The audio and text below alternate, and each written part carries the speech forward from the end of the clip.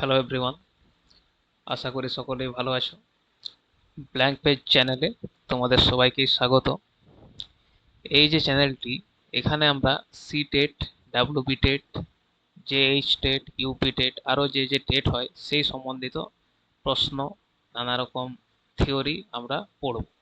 ঠিক আছে, আজকের এই ভিডিওতে আমরা 2011 সালে যে সি টেট হয়েছিল সেই সি টেটে যে সিডিপির কোশ্চেনগুলো সেগুলো আলোচনা করব।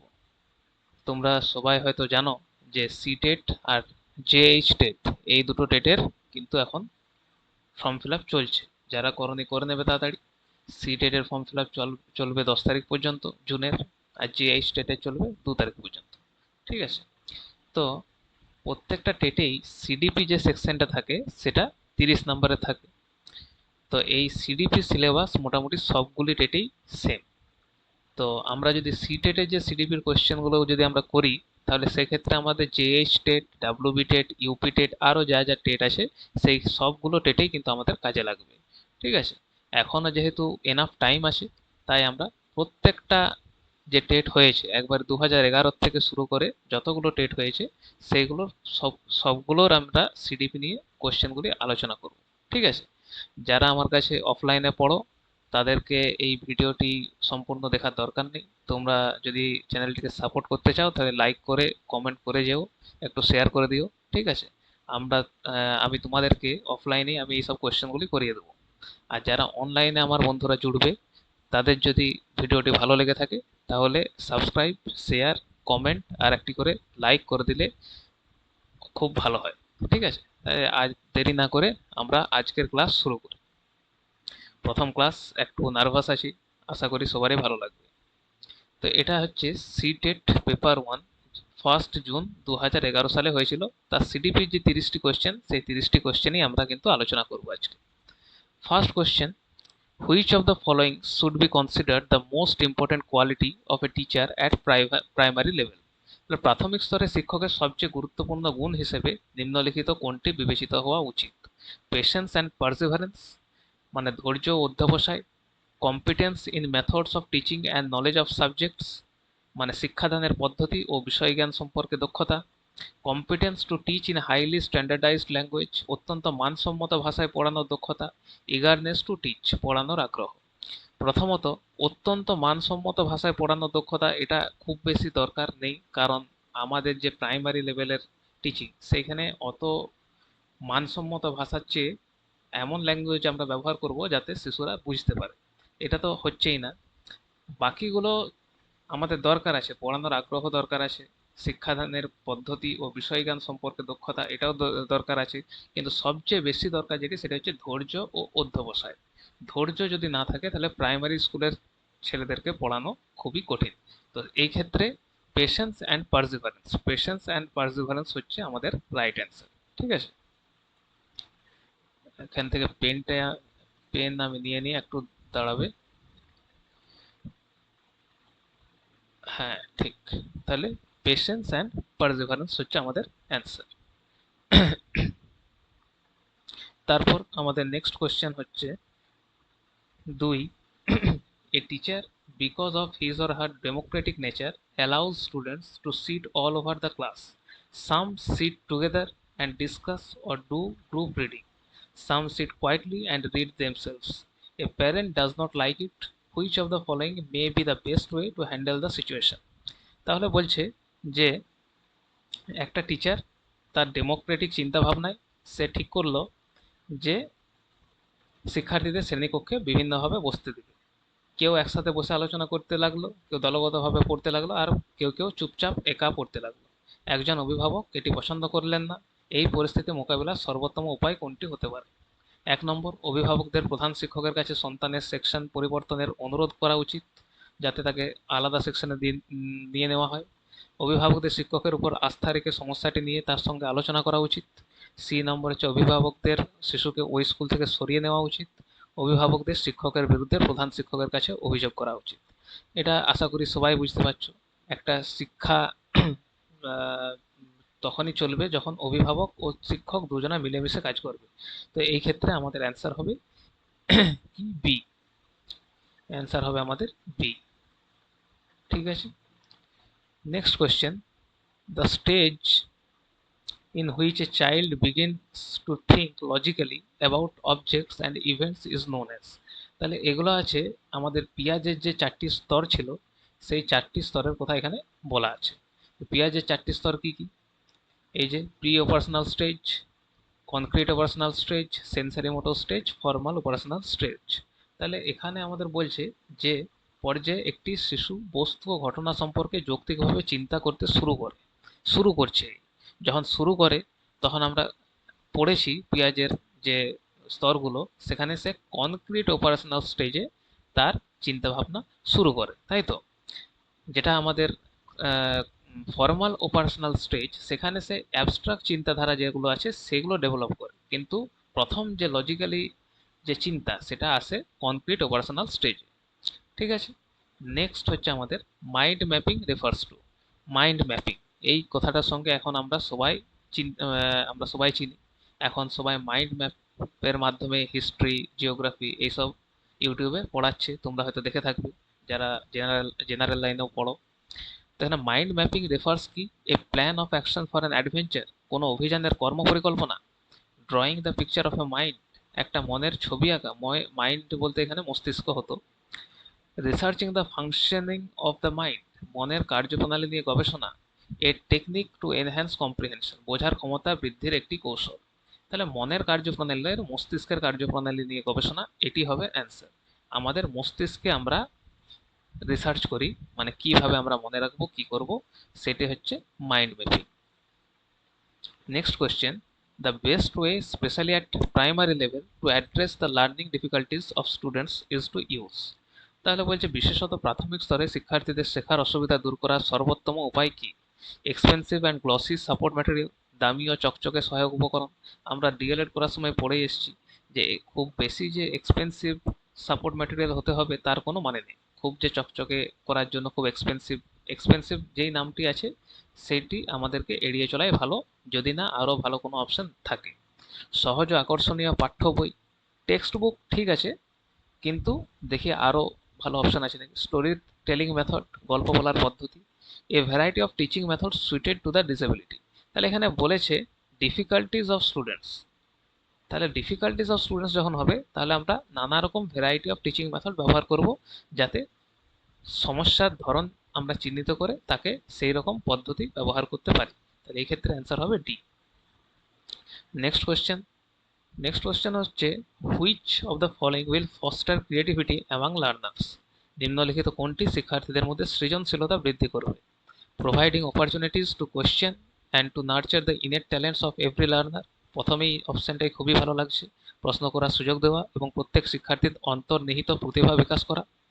বি অপশন হচ্ছে emphasising achievement goals from the beginning of school life, বিদ্যালয়ের জীবনের শুরু থেকে সাফল্যের উপর জোর দেওয়া। 3 নম্বর coaching students for good marks in examination, পরীক্ষায় ভালো নম্বরের জন্য কোচিং দেওয়া। ডি নাম্বার হচ্ছে teaching the students the practical value of good education, ভালো শিক্ষার ব্যবহারিক মূল্য শেখানো। এটাও ঠিক আছে, কিন্তু এটা তো হবেই না। সবচেয়ে ভালো হচ্ছে প্রশ্ন করার সুযোগ দেওয়া এবং প্রত্যেক শিক্ষার্থীর অন্তর্নিহিত প্রতিভা বিকাশ করা। তাহলে এই আমরা যদি তাদেরকে প্রশ্ন করার সুযোগ দিই, তাদের মধ্যে যে প্রতিভা আছে সেটা বিকাশ করার সুযোগ দিই, তবেই সে কিন্তু ক্রিয়েটিভিটি তাদের মধ্যে বাড়বে। ঠিক আছে, তাহলে এ হচ্ছে আমাদের অ্যান্সার। 7 নম্বর কোয়েশ্চেন, অ্যাকর্ডিং টু পিয়াজে, at which of the following stages does a child begin to think logically about abstract propositions? Abstract proposition বলে দিয়েছে। আমরা পড়েইছি যখন অ্যাবস্ট্রাক্ট বলবে, অ্যাবস্ট্রাক্ট মানেই হচ্ছে বিমূর্ত চিন্তন যেটাকে বলছি। তো বিমূর্ত চিন্তন কখন আসবে? আমাদের একদম শেষ স্টেজে, 11 বছর বা তার উপর, ফর্মাল অপারেশনাল স্টেজ, তাই তো? এটা আর বেশি কিছু বলছি না। Next question, learning can be enriched if, শেখা আরও সমৃদ্ধ হতে পারে যদি more and more teaching aids are used in the class, শ্রেণীকক্ষে বেশি বেশি শিক্ষা সামগ্রী ব্যবহার করা হয়। Teachers use different types of lectures and explanation, শিক্ষকরা বিভিন্ন ধরনের বক্তৃতা ও ব্যাখ্যা ব্যবহার করেন। Due attention is paid to periodic tests in the class, পর্যায়ক্রমিক পরীক্ষার প্রতি যথাযথ গুরুত্ব দেওয়া হয়। Situations from the real world are brought into the class in which students interact with each other and the teacher facilitates, বাস্তব জীবনের পরিস্থিতি শ্রেণীকক্ষে আনা হয় যেখানে শিক্ষার্থীরা পরস্পরের সঙ্গে মিথস্ক্রিয়া করে এবং শিক্ষক সহায়তা করে। বেশিরভাগ ক্ষেত্রে যখন এই সি টেট বা এই টেট যেগুলি হয়, সেখানে দেখবে যেটা বড় অপশন আছে সেটিকে ভালো করে দেখার চেষ্টা করবে। বেশিরভাগ ক্ষেত্রে সেটি অ্যান্সার হয়। এই অ্যান্সারটি দেখো, এখানে এত সুন্দর করে বলে দেওয়া আছে, মানে একটু বেশি আমাদের কাছে বিশ্লেষণ করে দেওয়া আছে, ঠিক আছে। তাহলে বলছে বাস্তব জীবন যখনই থাকবে তখনই সেটাই বেশিরভাগ ক্ষেত্রেই আমাদের অ্যান্সার। এই ক্ষেত্রে এটা অ্যান্সার হলো, কিন্তু বেশিরভাগ ক্ষেত্রে বলছি, সব ক্ষেত্রেই নয় কিন্তু। পড়ে নেবে একবার ভালো করে। Next question, which of the following statements can not be considered as a feature of the process of learning. তাহলে নিম্নলিখিত কোন বক্তব্যটি শেখার প্রক্রিয়ার বৈশিষ্ট্য হিসেবে বিবেচিত হতে পারে না? Learning is a comprehensive process, শেখা একটি সামগ্রিক প্রক্রিয়া। লার্নিং ইজ গোল ওরিয়েন্টেড, শেখা লক্ষ্য ভিত্তিক। Unlearning is also a learning process, ভুলে যাওয়াও শেখার একটি প্রক্রিয়া। আর শেষ হচ্ছে, education institution are the only place where learning takes place. তাহলে বলছে শুধুমাত্র শিক্ষা প্রতিষ্ঠানেই শেখা ঘটে, এটা তো হয় না। আমরা অনেকজন আছে যারা কোনোদিন স্কুলই যায়নি, কিন্তু তাদের বেসিক যে জ্ঞান সেগুলোও আছে, প্লাস তারা জীবনে আরো অনেক ভালো কিছু করছে। বাকিগুলো সবই কিন্তু হয়, ভুলে যাওয়াও কিন্তু শেখার একটা প্রক্রিয়া। শেখা কিন্তু লক্ষ্য ভিত্তিক, আমরা একটা টার্গেট ফলো করেই কিন্তু শিখি। শেখা একটি সামগ্রিক প্রক্রিয়া, মানে একটা কন্টিনিউয়াস প্রসেস বা কম্প্রিহেন্সিভ প্রসেস আমরা বলতে পারি। এই ক্ষেত্রে আমাদের অ্যান্সার হবে ডি, যেহেতু নট বলেছে মানে যেটি নয়। তারপর আমাদের next question, a student of V grade বা class 5 with visual deficiency should be. তাহলে দৃষ্টিজনিত সমস্যাযুক্ত পঞ্চম শ্রেণীর শিক্ষার্থীকে helped with his or her routine work by parents and friends. তার যে অভিভাবক ও বন্ধুদের দ্বারা দৈনন্দিন কাজে সাহায্য করা উচিত। বি হচ্ছে treated normally in the classroom and provided support through audio সিডিজ, শ্রেণীকক্ষে স্বাভাবিকভাবে আচরণ করা এবং অডিও সিডির মাধ্যমে সহায়তা দেওয়া উচিত। Given special treatment in the class, শ্রেণীকক্ষে বিশেষ সুবিধা দেওয়া উচিত। Excused to do a lower level of work, কম মানের কাজ করার অনুমতি দেওয়া উচিত। শেষেরটা তো হবেই না। আর দৈনন্দিন কাজ যদি অভিভাবক ও বন্ধুদের দ্বারা করানো হয়, এটিও ঠিক নয়। শ্রেণীকক্ষে বিশেষ সুবিধা দেওয়া, এটাও ঠিক নয়। সবচেয়ে বেস্ট হচ্ছে শ্রেণীকক্ষে স্বাভাবিকভাবে তার সঙ্গে আচরণ করতে হবে। আর যেহেতু তার ভিজুয়াল ডেফিসিয়েন্সি আছে, তাই আমরা অডিও সিডির মাধ্যমে কিন্তু তাকে সহায়তা দিতে পারি। অডিও সিডি কি? যার মাধ্যমে সে শুনতে পাবে। সে সিডিগুলো থাকবে যেখানে কিছু বলা থাকবে, এবং সেগুলি সে শুনতে পাবে। তার দেখার অসুবিধা আছে কিন্তু শোনার তো কোনো অসুবিধা নেই, তাই আমরা শোনা জিনিস বেশি করে ব্যবহার করতে পারি। Next question, which of the following is not related to the socio psychological needs of the child. নিম্নলিখিত কোনটি শিশুর সামাজিক মনস্তাত্ত্বিক প্রয়োজনের সঙ্গে সম্পর্কিত নয়?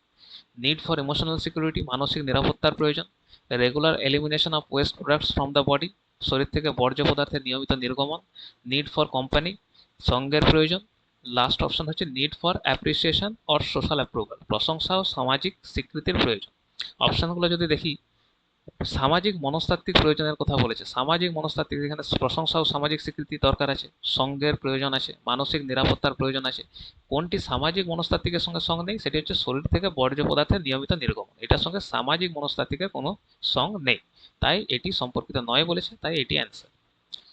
নেক্সট কোয়েশ্চেন আমাদের, which is the place where the child's cognitive development is defined in the best way. শিশুর জ্ঞানীয় বিকাশ সবচেয়ে ভালোভাবে কোথায় নির্ধারিত হয়? জ্ঞানীয় বিকাশ বলেছে, তাহলে school and classroom environment, school ও শ্রেণীকক্ষের পরিবেশ। অডিটোরিয়াম মানে অডিটোরিয়ামে, মানে হল ঘর যেটাকে বলি আমরা। হোম মানে বাড়ি। প্লেগ্রাউন্ড মানে খেলার মাঠ।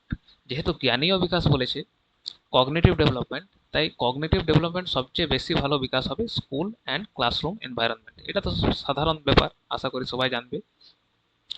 Next, dash is considered a sign of motivated teaching. তাহলে ড্যাশকে অনুপ্রাণিত শিক্ষাদানের লক্ষণ হিসেবে বিবেচনা করা হয়। First option, remedial work given by the teacher, শিক্ষকের দেওয়া প্রতিকারমূলক কাজ। কোয়েশ্চেনিং বাই স্টুডেন্ট, শিক্ষার্থীদের প্রশ্ন করা। Pin drop silence in the class, শ্রেণীকক্ষে সম্পূর্ণ নীরবতা। Maximum attendance in the class, শ্রেণীতে সর্বাধিক উপস্থিতি। তাহলে অনুপ্রাণিত শিক্ষাদান, মোটিভেটেড লার্নিং, মোটিভেট ছেলে কখন হবে, ছেলে মেয়ে কখন হবে? যখন সে প্রশ্ন করবে, এনগেজ হবে সে ক্লাসের মধ্যে। প্রতিকারমূলক কাজ সেটা তো আলাদা জিনিস। শ্রেণীকক্ষে সম্পূর্ণ নীরবতা যদি হয়, সেটার মধ্যে তো কোনো, কি বলবো, এখানে আমাদের অনুপ্রাণিত হচ্ছে না, সে তো চুপচাপ আছে, সে পড়ছে, পড়ার দিকে মনোযোগ দিচ্ছে নাকি সেটাও আমরা ঠিকঠাক বুঝতে পারছি না। এগুলো তো একদম নেগেটিভ। সবচেয়ে বেস্ট হচ্ছে শিক্ষার্থী যে প্রশ্ন করছে তার মধ্যে সে এনগেজ হচ্ছে ক্লাসের মধ্যে। তাহলে বি হচ্ছে আমাদের answer. Next, which of the following is not a sign of an intelligent young child. নিম্নলিখিত কোনটি বুদ্ধিমান শিশুর লক্ষণ নয়। অপশন কি?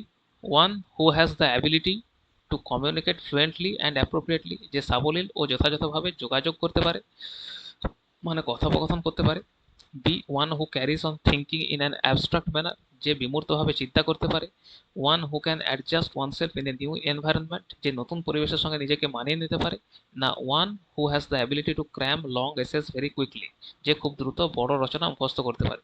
মুখস্থ বিদ্যা এখন খুবই নেগেটিভ, আমরা সবাই জানি। এনসিএফ, এনইপি সব কিছুতেই কিন্তু রোট লার্নিংকে মানা করা হয়েছে। তাই এই তিনটা দেখো একরকম, এগুলো সবই কিন্তু বুদ্ধিমান শিশুর লক্ষণ, এটি কিন্তু বুদ্ধিমান শিশুর লক্ষণ নয়। তাই ডি হচ্ছে আমাদের answer. Next question, children actively construct their understanding of the world is the statement attributed to. শিশুরা সক্রিয়ভাবে পৃথিবী সম্পর্কে নিজেদের ধারণা গড়ে তোলে, এই বক্তব্যটি যার সঙ্গে সম্পর্কিত? শিশুরা সক্রিয়, তো এই শিশুরা সক্রিয় বলেছেন বেশিরভাগ ক্ষেত্রে পিয়াজে। পিয়াজে শিশুদেরকে লিটল সায়েন্টিস্ট বলেছেন, তাই তো? পিয়াজে র্যাডিক্যাল কনস্ট্রাকটিভিস্ট আমরা জানি। কনস্ট্রাকটিভিস্টের কনস্ট্রাকটিভিজমের বাংলাটা এই মুহূর্তে আমার মনে পড়ছে না, কিন্তু কনস্ট্রাকটিভিজমের মূল বক্তব্য কি? যে শিশুরা নিজেরাই নিজেদের ধারণা তৈরি করে, টিচাররা এখানে গাইড হিসেবে কাজ করে। ঠিক আছে, তাহলে children actively construct their understanding of the world, এটা হচ্ছে পিয়াজের statement. Next question, Kritika who does not talk much at home talks a lot at school, it shows that। তাই কৃতিকা বাড়িতে খুব বেশি কথা বলে না, কিন্তু স্কুলে অনেক কথা বলে, এটি কি বোঝাচ্ছে? A teachers demand that children should talk a lot at school, তাই শিক্ষকরা চান শিশুরা স্কুলে খুব বেশি কথা বলুক। She does not like her home at all, সে তার বাড়ি একদম পছন্দ করে না। Her thoughts get acknowledged at school, তার চিন্তাধারাকে স্কুলে গুরুত্ব দেওয়া হয়। The school provides opportunities to children to talk a lot, school শিশুদের বেশি কথা বলার সুযোগ দেয়। সুযোগ দেওয়া না দেওয়া এটা তো কোনো ব্যাপার হচ্ছে না এখানে।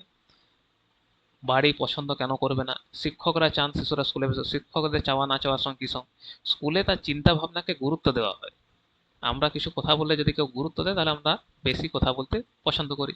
তাই স্কুলে তার চিন্তা ভাবনাকে গুরুত্ব দেওয়া হয় বলে সে স্কুলে বেশি কথা বলে, এখানে সি হচ্ছে আমাদের answer. Next question, a teacher should make an attempt to understand the potentialities of her or his students. Which of the following fields is related to this object? একজন শিক্ষকের উচিত তার শিক্ষার্থীদের সম্ভাবনা বোঝার চেষ্টা করা। নিম্নলিখিত কোন ক্ষেত্রটি এই উদ্দেশ্যের সঙ্গে সম্পর্কিত? সোশ্যাল ফিলোসফি, সামাজিক দর্শন, মিডিয়া সাইকোলজি, গণমাধ্যম মনোবিজ্ঞান, এডুকেশনাল সাইকোলজি, শিক্ষামূলক মনোবিজ্ঞান, এডুকেশনাল সোশিওলজি, শিক্ষামূলক সমাজবিজ্ঞান। সমাজবিজ্ঞান কিছু নাই, গণমাধ্যম মনোবিজ্ঞানের সঙ্গে শিক্ষার্থী শিক্ষকের কোনো সঙ্গ নেই, সামাজিক দর্শনের সঙ্গেও শিক্ষক শিক্ষার্থীর খুব একটি সং নেই। সবচেয়ে বেশি যে লিঙ্ক আছে সেটা হচ্ছে শিক্ষামূলক মনোবিজ্ঞান বা এডুকেশনাল সাইকোলজি। তাই সি হচ্ছে আমাদের answer. Next, motivation in the process of learning, তাহলে শেখার প্রক্রিয়ায় প্রেরণা differentiates new learning from old learning, শিক্ষার্থীদের নতুন শেখাকে পুরনো শেখা থেকে আলাদা করে। মেক্স লার্নার্স থিঙ্ক ইউনিডাইরেকশনালি, শিক্ষার্থীদের একমুখীভাবে চিন্তা করতে বাধ্য করে। ক্রিয়েটস ইন্টারেস্ট ফর লার্নিং এবং ইয়াং লার্নার্স, শিক্ষার্থীদের মধ্যে শেখার আগ্রহ সৃষ্টি করে। শার্পেন্স দ্য মেমোরি অফ লার্নার, শিক্ষার্থীদের স্মৃতিশক্তি তীক্ষ্ণ করে। শেখার প্রক্রিয়ার প্রেরণা, শেখার প্রক্রিয়ায় প্রেরণা কি করে? তাহলে কোনো কিছু যদি আমরা শিখতে চাই, তার আগে যদি প্রেরণা থাকে তাহলে সেটা আমাদের আগ্রহ সৃষ্টি করে, তাই তো? কোনো কিছু শিখতে আমি যদি মোটিভেটেড থাকি, তাহলে আমি সেটি প্রতি আগ্রহ খুঁজে পাবো। একমুখী চিন্তাধারা হবে না, নতুন শেখাকে পুরনো শেখা থেকে আলাদা করার কোনো ব্যাপার নেই এখানে, স্মৃতিশক্তি তীক্ষ্ণ হওয়ারও কোনো ব্যাপার নেই। সবচেয়ে বেস্ট অপশন হচ্ছে C. Next question, the term curriculum in the field of education refers to, তাহলে বলছে শিক্ষাক্ষেত্রে কারিকুলাম বলতে কি বোঝায়? The term overall program of the school which students experience on a day to day basis, বিদ্যালয়ের সামগ্রিক কার্যক্রম যা শিক্ষার্থীরা প্রতিদিন অভিজ্ঞতা লাভ করে। এভালুয়েশন প্রসেস, মূল্যায়ন প্রক্রিয়া। Text material to be used in the class, শ্রেণীকক্ষে ব্যবহৃত পাঠ্য সামগ্রী। Methods of teaching and the content to be taught, শিক্ষাদানের পদ্ধতি ও পড়ানোর বিষয়বস্তু। কারিকুলাম সম্বন্ধে আমরা সবাই পড়েছি। কারিকুলামে আমাদের বলা হচ্ছে যে বিদ্যালয়ের সামগ্রিক কার্যক্রম কি, শিক্ষার্থীরা প্রতিদিন কি অভিজ্ঞতা লাভ করবে, সেটা হচ্ছে আমাদের কারিকুলাম। মানে কি, আমরা সারা বছর কি পড়াবো, কোন কোন আমাদের টপিক থাকবে, কি কি সিলেবাস থাকবে, সেটাই তো কারিকুলাম। মূল্যায়ন প্রক্রিয়া সেসব কিছু নাই, এগুলো তো খুবই ছোট জিনিস হয়ে গেল। এটা একটা সামগ্রিক জিনিস, ব্রড টার্ম, এটা হচ্ছে ন্যারো টার্ম এগুলো, ঠিক আছে। উচ্চারণের জন্য একটু সরি আমি। Next, at lower classes play way method of teaching is based on, তাহলে নিম্ন শ্রেণীতে খেলাধুলা ভিত্তিক শিক্ষাদান পদ্ধতি ভিত্তি করে principles of methods of teaching, শিক্ষাদান পদ্ধতির নীতির উপর, psychological principles of development and growth, বিকাশ ও বৃদ্ধির মনস্তাত্ত্বিক নীতির উপর, সোশিওলজিক্যাল প্রিন্সিপালস অফ টিচিং, শিক্ষাদানের সমাজতাত্ত্বিক নীতির উপর, methods of teaching and the content to be taught, শিক্ষাদানের পদ্ধতি ও বিষয়বস্তুর উপর। তাহলে এখানে খেলা ভিত্তিক শিক্ষাদান সেটা গ্রোথ অ্যান্ড ডেভেলপমেন্ট, খেলা ভিত্তিক শিক্ষাদানের মধ্যে তার শারীরিক যে গ্রোথ সেটাও হচ্ছে, তার মানসিক ডেভেলপমেন্ট প্লাস যে সোশ্যাল ডেভেলপমেন্ট প্লাস আমরা যেটা বলছি মোরাল ডেভেলপমেন্ট, আরও যা যা ডেভেলপমেন্ট হয়, ল্যাঙ্গুয়েজ ডেভেলপমেন্ট, সব ডেভেলপমেন্টই কিন্তু হচ্ছে। তাই বিকাশ ও বৃদ্ধির মনস্তাত্ত্বিক নীতি এখানে বেস্ট অ্যান্সার। কেন হচ্ছে? খেলাধুলার মধ্যে অনেকজন ছেলের মধ্যে তারা কথাবার্তা বলবে, একে অপরকে একে অপরের সঙ্গে বন্ধুত্ব আরও ভালো হবে, সবাইকে চিনবে, তাহলে এর মাধ্যমে তার নিজের বিকাশ হবে, তার দেহের গঠনও ঠিক হবে, শরীরও ঠিক থাকবে, আর বাকি যা ডেভেলপমেন্ট সেগুলোও হবে। তাহলে বি হচ্ছে আমাদের অ্যান্সার। নেক্সট হচ্ছে, a young child response to a new situation on the basis of the response made by him her in a similar situation in the past, this is related to. তাহলে একটি শিশু অতীতে অনুরূপ পরিস্থিতিতে যে প্রক্রিয়া দেখিয়েছিল তার ভিত্তিতে নতুন পরিস্থিতিতে প্রতিক্রিয়া জানায়, এটি সম্পর্কিত কিসের সাথে? Law of effect of learning, law of attitude of learning, law of readiness of learning, law of analogy of learning. তাহলে এটা হচ্ছে আমাদের ইএল থর্নডাইকের ট্রায়াল অ্যান্ড এরার থিওরি, হয়তো তোমরা পড়ে থাকবে। সেখানে যে তিনটা মেন আমাদের ল ছিল তার মধ্যে সবগুলি দেয়নি, ল অফ এফেক্টটাই দিয়েছে, বাকিগুলো হচ্ছে যে সেকেন্ডারি ল সেইগুলোর মধ্যে। তো তোমরা যদি থর্নডাইকের সেই থিওরিটি পড়েছো তাহলে সেখানে ল অফ অ্যানালজি বলে একটা আছে, যেখানে শিশুরা অতীত অনুরূপ পরিস্থিতিতে যা প্রতিক্রিয়া দেখেছিল সেই রকম পরিস্থিতির নতুন পরিস্থিতিতে সেই রকম প্রতিক্রিয়া তারা জানায়। তাই এইখানে আমাদের অপশন ডি হচ্ছে অ্যান্সার। যারা এটা পড়োনি ইএল থর্নডাইকের থিওরিটি ভালো করে পড়বে, এটা যেহেতু এমসিকিউ তাই আমি বেশি ডিপে যাচ্ছি না। Next question, dash is not considered a sign of being gifted, তাহলে ড্যাশকে মেধাবী হওয়ার লক্ষণ হিসেবে বিবেচনা করা হয় না। ফাইটিং উইথ আদার্স, অন্যদের সঙ্গে ঝগড়া করা, প্রথমে আমরা অ্যান্সার পেয়ে গেলাম। বিং গিফটেড মানে মেধাবী, মেধাবীরা কিন্তু অন্যদের সঙ্গে ঝগড়া করবে না, তাও দেখে নিই, অন্য অপশনগুলো দেখে নিই। নোভেলটি ইন এক্সপ্রেশন, প্রকাশভঙ্গিতে নতুনত্ব। কিউরিওসিটি, কৌতূহল। ক্রিয়েটিভ আইডিয়াস, সৃজনশীল ধারণা। মেধাবী হওয়ার লক্ষণ হিসেবে বিবেচিত করা হয় না, তাহলে এগুলো তো সব মেধাবী ছেলেদের লক্ষণ, তাহলে এটা হচ্ছে আমাদের answer. Next question, education of children with special needs should be provided, বিশেষ চাহিদা সম্পন্ন শিশুদের শিক্ষা প্রদান করা উচিত by methods developed for special children in special schools, বিশেষ বিদ্যালয়ে বিশেষ শিশুদের জন্য তৈরি পদ্ধতিতে, ইন স্পেশাল স্কুলস বিশেষ বিদ্যালয়ে, by special teachers in special schools বিশেষ বিদ্যালয়ে বিশেষ শিক্ষকদের দ্বারা, along with other normal children, অন্যান্য সাধারণ শিশুদের সঙ্গে একসাথে। তো বিশেষ চাহিদা সম্পন্ন শিশুদের মধ্যে আমরা সেই সব শিশুদেরকেই নিতে চাইছি যারা কিন্তু মানে বিশেষ চাহিদা সম্পন্ন বলতে পারি কিন্তু একদম না, যারা 80-90% ডিসেবল তাদেরকে তো আমরা নর্মাল ছেলে মেয়েদের সঙ্গে পড়াতে পারবো না, কারণ অনেক অসুবিধার সম্মুখীন হতে হবে। কিন্তু যারা 40-50% ডিসেবল তাদেরকে কিন্তু আমরা নর্মাল যে শিশুদের সঙ্গেও পড়াশোনা করাতে পারি, যেটা আমরা ইনক্লুসিভ এডুকেশন বলে যে চ্যাপ্টারটি আছে সেখানে পড়লে বুঝতে পারবো। তো অন্যান্য শিশুদের সাথে একসাথে যে আমরা পড়াবো এটি হচ্ছে সবচেয়ে বেস্ট এখানে অপশন, আর এটি হচ্ছে আমাদের answer. Next question, to make assessment a useful and interesting process one should be careful about, মূল্যায়নকে কার্যকর ও আকর্ষণীয় প্রক্রিয়া করতে হলে সতর্ক থাকতে হবে। Labeling students as intelligent or average learners, মূল্যায়নকে কার্যকর আকর্ষণীয় করতে হলে শিক্ষার্থীদের মেধাবী বা সাধারণ বলে চিহ্নিত করা। Using a variety of ways to collect information about the students learning across the scholastic and co scholastic boundaries, পাঠ্য ও সহপাঠ্য উভয় ক্ষেত্রে শিক্ষার্থীদের শেখার তথ্য সংগ্রহের বিভিন্ন পদ্ধতি ব্যবহার করা। Using technical language to give feedback, তাহলে মতামত দেওয়ার সময় জটিল ভাষা ব্যবহার করা। Making comparisons between different students, বিভিন্ন শিক্ষার্থীদের মধ্যে তুলনা করা। তাহলে বলছে মূল্যায়নকে কার্যকর ও আকর্ষণীয় প্রক্রিয়া করতে হলে সতর্ক থাকতে হবে আমাদেরকে। সতর্ক কী নিয়ে থাকতে হবে? যে পাঠ্য ও সহপাঠ্য উভয় ক্ষেত্রে শিক্ষার্থীদের শেখার তথ্য সংগ্রহে বিভিন্ন পদ্ধতি ব্যবহার করা। তুলনা করা তো চলবেই না, জটিল ভাষা ব্যবহার করা চলবে না, মেধাবী ও সাধারণ চিহ্নিতকরণ চলবেই না। ঠিক আছে, সবচেয়ে বেস্ট হচ্ছে বি। আমরা কিন্তু সেগ্রিগেট করতে পারবো না কারোর মধ্যে, ঠিক আছে। এখানে লেবেলিং করা, এই লেবেলিং যে শব্দটা এটাই কিন্তু নেগেটিভ, ঠিক আছে। কম্পারিজন কারোর মধ্যে চলবেই না। টেকনিক্যাল ল্যাঙ্গুয়েজ এমন ল্যাঙ্গুয়েজ বলে দিলাম যেটা বুঝতেই পারলো না, ওই রকম ল্যাঙ্গুয়েজও চলবে না, ঠিক আছে। সবচেয়ে বেস্ট অপশন হচ্ছে B. Next question, dyslexia is associated with. Dyslexia সম্পর্কিত, এটা সবাই জানি আমরা, ডিসলেক্সিয়া হচ্ছে একটা রিডিং ডিসঅর্ডার। ম্যাথামেটিক্যাল ডিসঅর্ডার সেটা হচ্ছে ডিসক্যালকুলিয়া। বিহেভিয়ারাল ডিসঅর্ডার আলাদা, মেন্টাল ডিসঅর্ডার আলাদা, ঠিক আছে। তারপর আসছে আমাদের, parents should play a dash role in the learning process of young children. ছোট শিশুদের শেখার প্রক্রিয়ায় অভিভাবকদের ড্যাশ ভূমিকা পালন করা উচিত। প্রোঅ্যাক্টিভ মানে সক্রিয়, সিম্প্যাথেটিক মানে সহানুভূতিশীল, নিউট্রাল মানে নিরপেক্ষ, আর নেগেটিভ মানে নেতিবাচক। নিরপেক্ষ নেতিবাচক এগুলো তো হবেই না, সহানুভূতিশীল হতে পারে, সবচেয়ে বেস্ট হচ্ছে সক্রিয় প্রোঅ্যাক্টিভ হওয়া। Next question, development is a never ending process, this idea is associated with. Development একটি অন্তহীন প্রক্রিয়া যার কোনো শেষ নেই।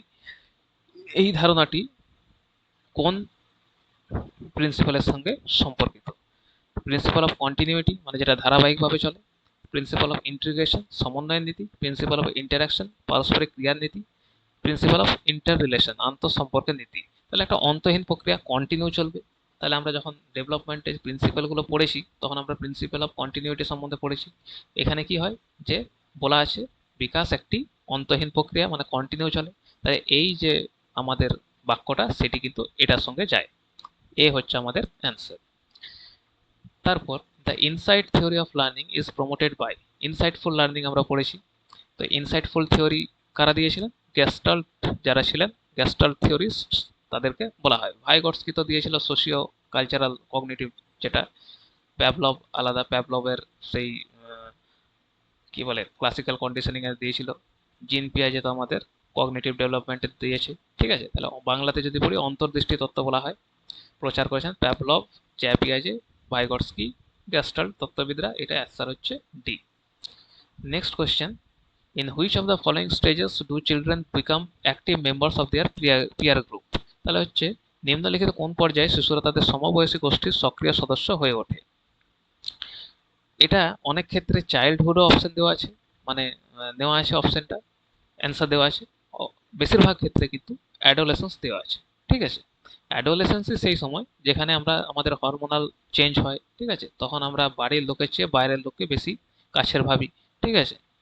তো এখানে অ্যান্সার হচ্ছে আমাদের অ্যাডোলেসেন্স।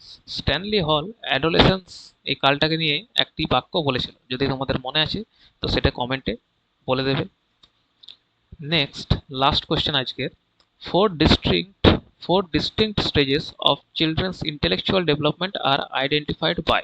তাহলে শিশুদের বৃদ্ধি ভিত্তিক বা বুদ্ধি ভিত্তিক বিকাশের চারটি পৃথক স্তর নির্ধারণ কে করেছেন? এরিকসন, না স্কিনার, না পিয়াজে, না কোহেলবার্গ। কোহেলবার্গ তো আলাদা, মোরাল ডেভেলপমেন্ট তিনটি আমাদের স্টেজ আলাদা আলাদা আছে। পিয়াজে চারটি দিয়েছিলেন, স্কিনার অনেক বেশি দিয়েছেন, এরিকসনও অনেকগুলি দিয়েছেন। তাহলে ইন্টেলেকচুয়াল ডেভেলপমেন্ট বলেছে মানে কগনিটিভ ডেভেলপমেন্ট বলতে পারি, আর চারটি ডিস্টিংক্ট স্টেজ সেটি দিয়েছে আমাদের পিয়াজে, ঠিক আছে। তাহলে আজ আমাদের যে কোয়েশ্চেন সেগুলো এখানেই শেষ। আশা করি তোমাদের ভিডিওটি ভালো লাগবে। নেক্সট ভিডিও খুব তাড়াতাড়ি আসছে। যদি ভিডিওটি ভালো লাগে তাহলে একটি করে লাইক, শেয়ার, কমেন্ট করে দিও।